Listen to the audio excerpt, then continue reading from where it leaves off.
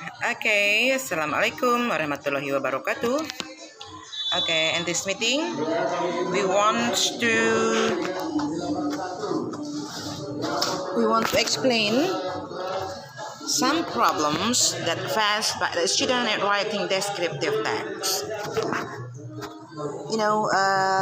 The students here is so complex. Yeah, only one, two students could be able or could be understood what I explained about the descriptive text, and so many students who didn't understand about that, but they didn't ask what they didn't understand, what things that they didn't understand about that.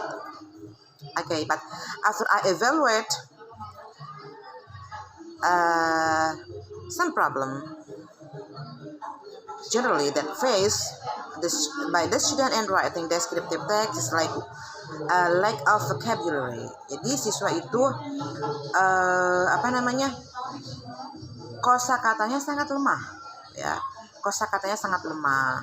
So they find some difficulties how to write a sentence in English in a good order. Jadi mereka itu akan susah untuk menulis kalimat dalam bahasa Inggris dengan susunan yang benar, karena mereka kosakatanya pun ya susah gitu ya, jauh tertinggal. Jangankan kosakata yang sifatnya spesifik, yang secara umum aja, yang daily, yang digunakan dalam daily activity aja mereka susah gitu ya. Nah, itu yang pertama. And then the second, still confused in arranging some word.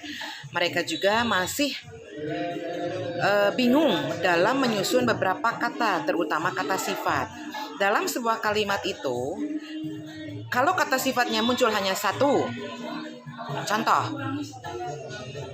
that room is so beautiful, mereka itu bisa.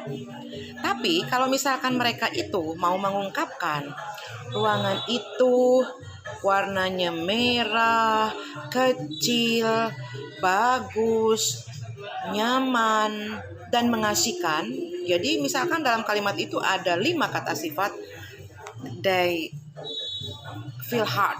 Jadi siswa itu merasa susah untuk menyusunnya. Apa dulu, yang mana dulu, untuk membentuk kalimat dengan susunan beberapa kata sifat yang benar. Itu ya.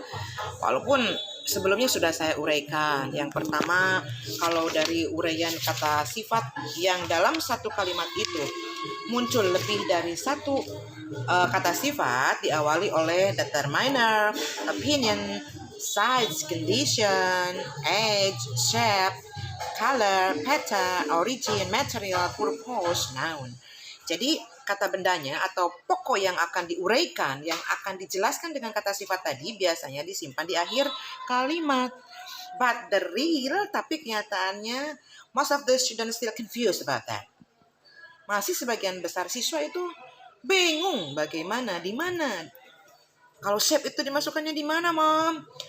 Condition itu where we should put the condition, it's like that, seperti itu.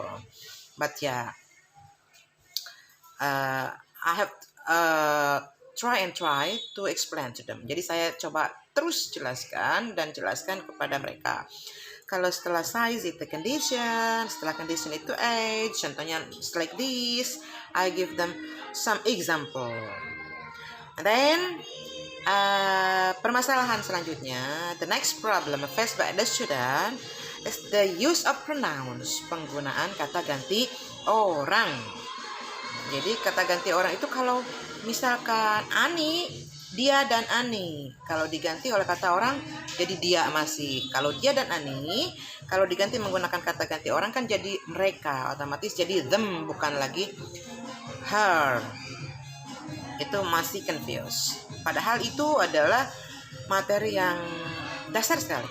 Tapi karenanya mungkin they lazy to learn, malas untuk belajar atau jarang digunakan, jadi mereka lupa.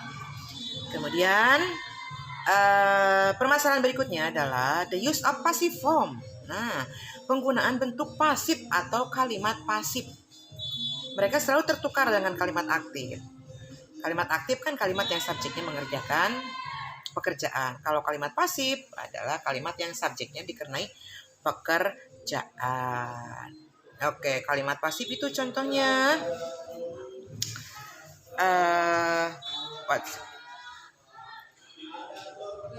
saya berikan mereka beberapa contoh kalimat pasif, kalimat aktif dulu, kemudian tolong ubah ke dalam bentuk kalimat pasif. Tapi mereka masih aja susah. Contoh saya berikan kalimat aktif. I eat a banana every morning.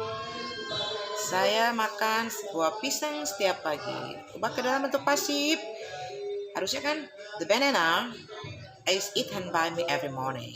Pisang itu dimakan oleh saya tiap hari. Kadang mereka tidak berubah posisi subjek dan objek. Saya dimakan pisang setiap hari. Kadang-kadang berubahnya seperti itu. So, it needs more and more explanation about that. Jadi butuh sering atau dijelaskan ulang mengenai bentuk pasif. Kemudian mereka juga masih kesulitan dalam penggunaan kata-kata yang sifatnya menggambarkan atau descriptive language. Karena dalam descriptive text itu jelas isi kata-katanya adalah harus menggambarkan sesuatu, ya. Jadi descriptive language paint a picture with word. Nah, itu kata-kata yang menggambarkan itu harus menggambarkan sebuah atau menggambarkan sesuatu dengan kata-kata, ya. Sedangkan tujuannya adalah whether the purpose of your text or speech is to inform, persuade, entertain, or inspire. Descriptive language help evoke specific imagery to illustrate your point. Jadi tujuannya adalah untuk si pembicara itu menginformasikan, membujuk, membuat pembaca itu enjoy, ya, dan membantu menggambarkan poin yang akan dijelaskan, ya. Itu intinya, ya.